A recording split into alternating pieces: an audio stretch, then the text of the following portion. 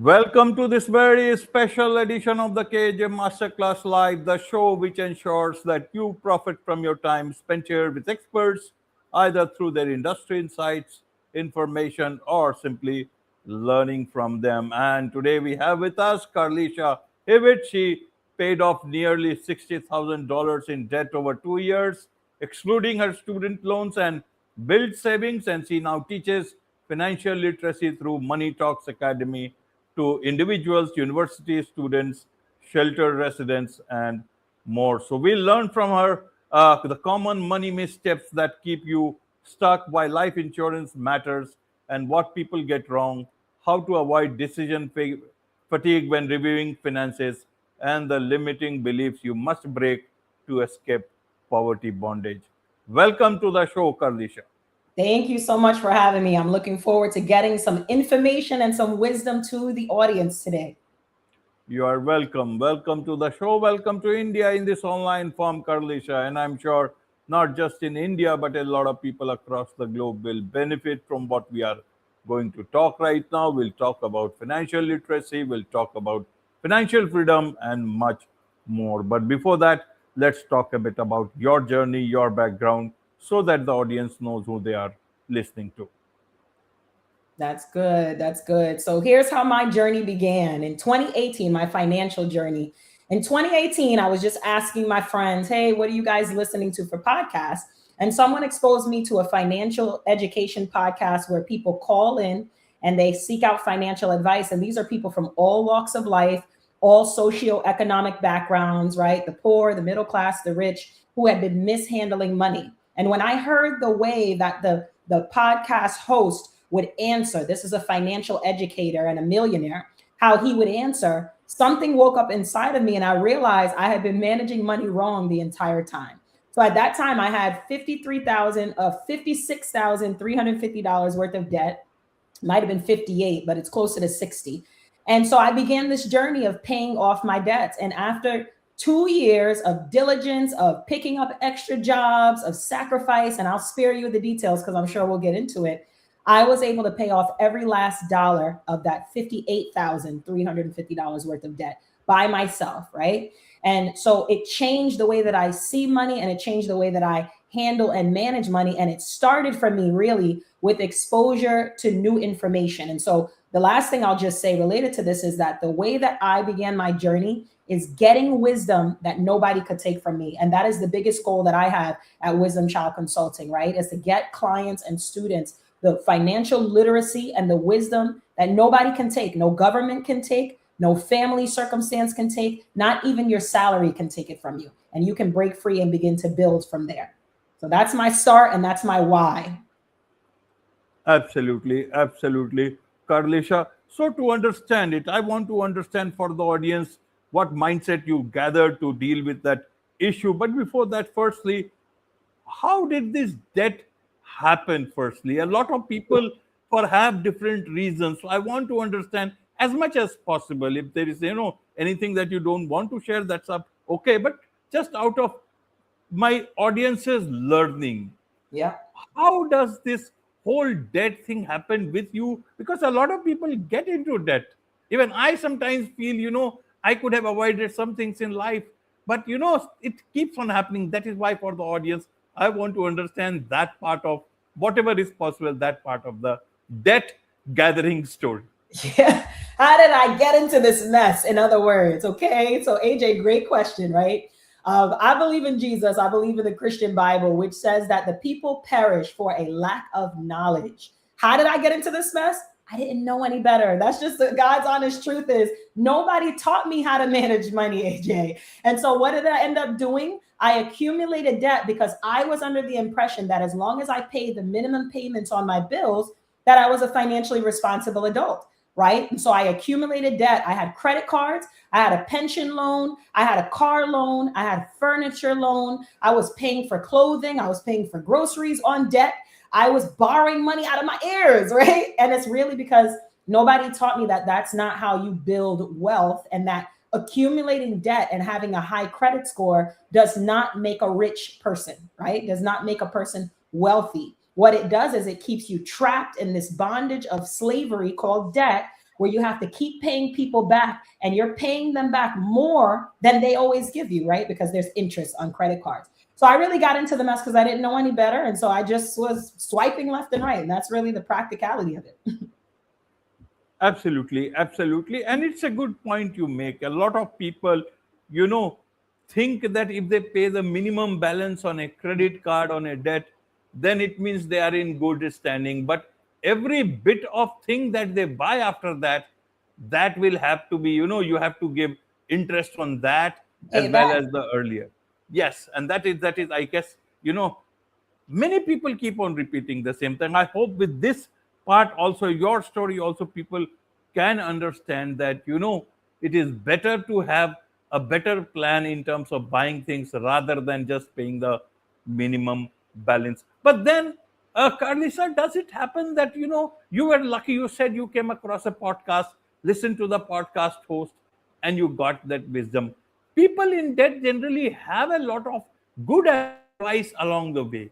Why is it that they can't listen to those advice, and you Mhm. had the wisdom to listen to a podcast host and change your, financial life fully from that point in understanding? Why is it that it happened with you? Others, a lot many people are not able to do it for themselves. I'm going to tell you what I think, right? Here's what I think. For me, I am a learner, right? I'm the type of person who values education. I value new information. I want to grow. I want to be better. And there are a group of people out there who are like me in that way. And so for people like us, when we come across good information, we don't let it go to waste, right? We apply it. We begin to make the changes, say, hey, let me try something different and see if I can get a different result. But then there's a slew of others out there, and sometimes I can be this way depending on the area of my life. And what happens is when I find out new information, if I'm not ready to apply that new information, AJ, guess what? I'm going to hear it, I'm going to be inspired by it, and I'm going to do nothing to make a change. So sometimes people have to fall on a desperate time, right? God will sometimes bring us to the end of ourselves. I truly believe that, so that we can begin to turn and recognize I'm doing something wrong here. I need to do better here. I need to change my posture, change my positioning, change the direction I'm going in, right? And that could be said of a lot of things. But when it comes to finances, sometimes people just aren't desperate enough. They're not sick and tired of themselves enough, or they're not tired of poverty enough to make a change. Because the truth is, I am someone who comes from an immigrant family in the United States. I'm a first generation Jamaican American, right? My family didn't come from a bunch of money and a bunch of wealth, but I was able to turn some things around because I got exposure to new information and I applied it and used the information. So, in order for people to begin to apply the information, there has to be a desperation where you say, enough is enough. I want better and I'm going to do better. And it starts with one step at a time. It doesn't take a whole bunch of changes at once. You just have to start. Absolutely. You just have to start. So, how did you get started? You had the motivation, you listened to somebody, intelligence to you, and who was sharing that knowledge, and then you started to take action. Yeah. How did you plan that part, that this is the goal, this is how you will achieve this particular goal? Obviously you were not daydreaming, you wanted to have a plan and then stick to it. People just think, I will hit a jackpot any of the time, and then I will be able to pay all the debt, I will have all the good life. Sometimes it can be, when you are in a difficult financial situation, you start thinking about, quick, all those things at the same time. How did you manage to create that mindset, to create that goal, and then stick to it, and achieve that goal?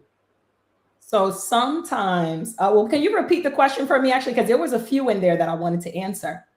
Yeah, how did you get around paying off that debt, in Yeah. terms of creating that goal and actually working towards it? Let me give you some practical steps then. I'm not going to talk over your audience's head, right? So in this moment, I want to take some time to give practical steps. One of the first things you should be doing if you want to begin to change the trajectory of your financial life, you have to face your stuff. You got to know your numbers. So my suggestion is open up your bank account, look at your bank statements, and find out how much does it cost to be me? How much does it cost me to pay for my home, to pay for my utilities? Maybe I have a gas bill, an electric bill, something like that. How much does it cost to pay for transportation? How much does it cost me to pay for food each month? And don't guess, look at your bank account, print it out if you need to. Go line by line and calculate how much did I spend on these categories for the past 3 months. Once you have that number, you know at a minimum, you need this much to survive each month. God forbid there's an emergency. And then you can subtract it from how much you're making each month, right? Because then you get to figure out, okay, I'll have about this much left to go towards bills, to go towards paying off debt, if you have debt, to go towards saving or investing, right? So, but you need to know what you're dealing with. How much debt do you have? Have you written out, sat down and written out from smallest to largest, how much debt do I have? How much do I owe these debt collectors? And by the way, if you owe a family member, that's also a debt you should be including. Don't just list out credit, right? Credit reports or credit scores or credit cards, right? So get really practical by facing your stuff. Know your situation so that you know where you're leaving, right? Because the goal is, I'm not going to stay in this place, but you have to know what you're dealing with first and foremost. And then you can identify which strategy is going to work best for you to work yourself out of it and to establish systems that will work and hold you accountable. Budgeting is a big deal. And I didn't even get into that, but budget, right? And invest and save regularly. These are some key ways that you can shift your financial situation. Absolutely, absolutely. After you paid that debt off, how did it impact your overall thought process? Also, your life in the way it transformed in what you were doing then, and then you started helping others. That, several things came after that. Help us that part. Some people, can just pay off their debt and then be thankful to God that, okay, this debt is gone. I am debt free. Now it's the time to have, better sort of life and much more controlled sort of a life in terms of financials. But not everyone goes out and starts helping. What triggered that? How did that happen? And all these things, academy and all those things happened. So I'll tell you this again. And like I said earlier, I believe in Jesus. My foundation is the Christian Bible. And so one of the things that it says is God promises that to the one who has much, more will be given. In other words, if you manage, if you steward well what you've been entrusted with here on earth, money is a part of that. Land is a part of that. Finances, your relationship, right? There's all these things we've been entrusted with. If I manage my money well, my goal and my expectation of God is he's going to trust me with more money, more resources, more finances, more relationships, etc. And so I have seen that come to pass in my life as I have stewarded, managed well my finances. When I got out of debt, I began to save. And do you know what God allowed? He allowed me to become the first homeowner in my family. I couldn't even spell house in 2018, AJ. But in 2020, I began saving for a house. And in 2023, I've been in this house, my home, for 3 years now. I became a homeowner. Why? Because I believe God then trusted me. Wow, look at how she handled that situation. Now I can trust her to bless her with more. It also showed me that I'm capable of doing anything I put my mind to. This is something for your audience. I need you guys to understand. I'm not special in the way that I was able to get out of debt. You can do this. I didn't know I could do it. But the minute I got new information and I began to take steps every single day, taking new steps by making different decisions to change my financial situation, I was literally able to gain more. And then I learned more and I was able to get passionate about serving other people so that they can learn sooner what it took me 23 years to learn. Because I was 23 years old when I started this journey. So that's another thing I want your audience to be aware of is it doesn't matter how old you are. It doesn't matter how young you are. It's never too late to start. Start. Absolutely. So you help a lot of people, from various individuals and all those people, students and all.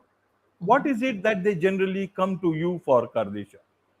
So I have one-on-one clients and then I'll have students, right? So I'll have a course called Money Talks Academy. When I'm teaching students, I'm literally teaching them the basics, and students can be teenagers or adults. And I'm teaching them the basics, how to save, how to spend money wisely, how to strategically set up your budget. Some people don't even know where to begin with the budget. When I'm doing one-on-one sessions, I'm literally looking at people's numbers. What is their W-2? Or in America, we have W-2. I'm not really sure what you have in India, so I'll say this. How much do you make each month, right? By looking at your paycheck, your pay stubs, your any kind of income source you have, and I'll write out those numbers with folks. And then we begin to talk about, well, how much are you spending on subscriptions? Can you cancel those and get some more money back into your situation, right? What are you spending money on regularly? I'll study your bank account statements with you so that you can begin to see, oh my goodness, all my money's going towards Amazon. All my money's going towards this bill. All my money's going towards, I don't know, school supplies for the kids, activities for the kids, right? People don't know where they're positioned because they're not paying attention. So a big part of financial freedom is we got to start paying attention. You got to look at your stuff, which is what I said earlier. But that's usually what I'm helping people do, is to face their stuff by looking at their actual numbers boldly and then strategically figuring out what we need to do to make a change for the long term so that they can grow and build wealth. Absolutely. You talk about financial literacy. Now, whose job is it? Is it the government's job to teach you about finances, or is it your individual work? Because a lot of people say we are not being taught these things, and then you say we had just fell into this particular thing. Means I don't know. Both are correct, but what is your view? You would want, especially a lot of young people who may have a credit, may not have a job, but have a credit card and all those things. How would you want them to understand about financial literacy so that as many people can learn the right aspects of it and benefit and have a better future life for themselves? AJ, this is an excellent question. You might get me in trouble with my government, right? So here's what I think, right? Realistically, and this is just me, I believe that everything we learn, it starts first at home. Why? Because that's where we all begin. We all begin in our individual social context, right? What are our parents or our guardians teaching us? What does our community model to us? What does our school model to us? Then what is our job, right? So I'm working out of the home, if you catch my drift. And so I believe that it's the parent's responsibility first to equip the child or the guardian, whoever's raising you, to equip you. And really, people can only give you what they know. This is something I learned, right? I only knew what I learned from my parents based on what they knew. And so as we get older, just like with anything else in life, we then have a responsibility to ourselves. What are we learning on our own about financial literacy education? And I commend every client, every student that I've ever had, and anyone ever calling into a podcast to listen in, to ask for help, anyone opening up a book or a magazine or a YouTube to learn more about financial education. Because the truth is, in 2026, AJ, we have so much at our fingertips. We are without excuse. So it's up to us. If our parents failed us, if our guardians didn't teach us correctly, it's really up to us to take agency and ownership of our responsibility to get wisdom that can't be taken, get financial wisdom. And I'll say this, our government, who we pay taxes to, who we pay to support our roads and our communities, I do believe that they play some role, some level of accountability in what we do and do not know about finances. But the understanding, that's our responsibility. So for instance, some of the nonprofits that I serve as a teacher, they're getting paid through government funding, through grant funding to pay me. So that's the government taking accountability and saying, hey, we want to be a support and help people to do this correctly, but we can't do it ourselves. So let's support this nonprofit entity so that they can equip the people they serve. That's one way that government can be supportive in this financial literacy journey with people. But it's really up to us. At the end of the day, people can expose us to information, but if we don't bite, if we don't, there's that saying, you could take a horse to water, but you can't force a horse to drink. So there's a lot of water out here, right? There's a lot of information and people can show you the information. AJ's doing a great job showing your audience this information. Thank you for having me so that I can help to educate. But at the end of the day, if you stop here, let's say you listen to this and you're like, wow, I'm so encouraged. And that's where it ends. You're failing yourself and you don't want to fail yourself, so take accountability, see what you can become a part of to learn on a regular ongoing basis. Because one thing I know about financial literacy education, there's always more to learn. Okay. So go get learning, get wisdom. Absolutely. Absolutely. And talking of, that you can take a horse to the water, but cannot force it to drink it. Right. A lot of humans also do a lot of horsing around. They go to Instagram, they go to YouTube, and they watch all sorts of everything, except for all these things that you are talking about. Right. And if even some percentage of things that they can watch there can be so much of learning even in those platforms if you go to the right places. And you talked about a podcast which made a lot of change in your life. There are so many other avenues in everywhere people are teaching us. Even this video is teaching so many good things. So I guess people have to be a bit more aware about themselves. Yeah. Otherwise, uh, uh, future you learn things, but you learn it in a particular hard way. Now let's talk about limiting beliefs with regards to financial literacy. What is this limiting belief that you talk about? How do we think about money and then we limit ourselves in every aspect that is not needed at all? We are free people, especially when you are young. You think the world is, all free for you. You will design the world that you want in your own way. But when it comes to financial literacy and money, you start thinking differently, the old way, not the new way. Mhm. So there's this scripture in Second Kings. It's a story of Eli and Elisha and a widow with oil. That's a widow with oil story. And we'll call it a historical story, right?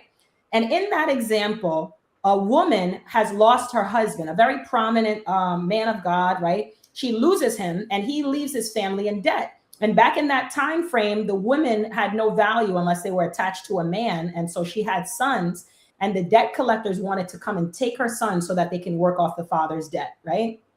So she cries out to her husband's friend and says, I need your help, right? He says, what do you have? And she says, I have nothing except for this jar of oil in my house.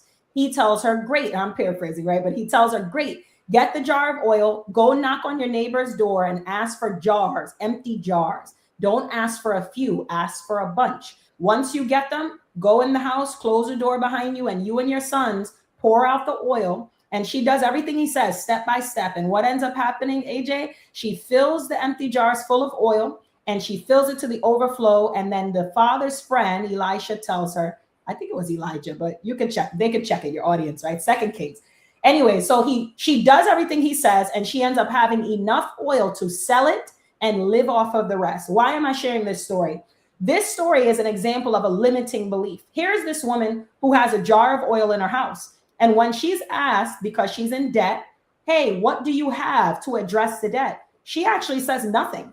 But if you read through the whole story, you come to realize the whole time she was in proximity to everything she needed all along. She had everything she needed all along. She had the oil. She had the neighbor she could ask for help. She had her sons who could help her pour out the oil. She had her husband's friend who would teach her the instructions she would need to get out of her situation. So it took her humility to see something differently and to listen to someone else's description of her situation to change her situation. So I say all that to say, a lot of times the limiting belief that we have is we don't actually think we have enough. We don't think we have what it takes. We don't think we have the connections, the resources to help us get out. But the truth is, if we just take a minute to look around, we can see, who do I have that I could borrow empty jars from? Who do I have that I can ask for wisdom? It might be that it's a book or a podcast. It might not be a person you know, like in that story. But the point is, we all have immediate access to somebody. It could be a coworker, a boss, a good book, a podcast like this one. We have information available to us that will change our life if we do what it suggests. But now, do we want that? That's the question. So the limiting belief is, what are you believing about yourself that's not true, that can actually help you get free of financial debt? Absolutely, Karlesha. So if someone listens to this podcast and they say, why to go somewhere else and learn? I will go to Karlesha and learn from whatever she's doing for everyone or even one-to-one. How do you want them to, learn the best from you that you are doing? So I have Money Talks Academy, right? And I do have a website. It's under construction right now, but please visit it. It's on the screen, wisdomchildconsulting.com. And if you look in the top corner, you'll be able to get to my Instagram at Wisdom Child Consulting.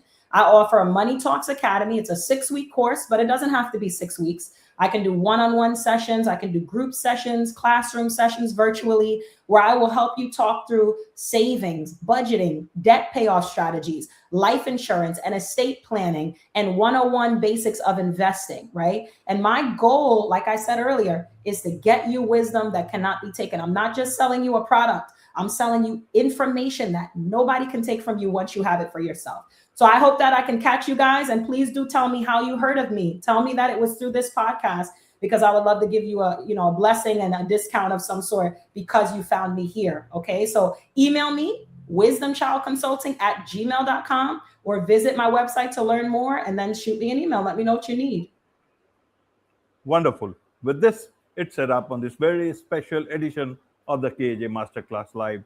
Thank you so much indeed for joining us. Thank you.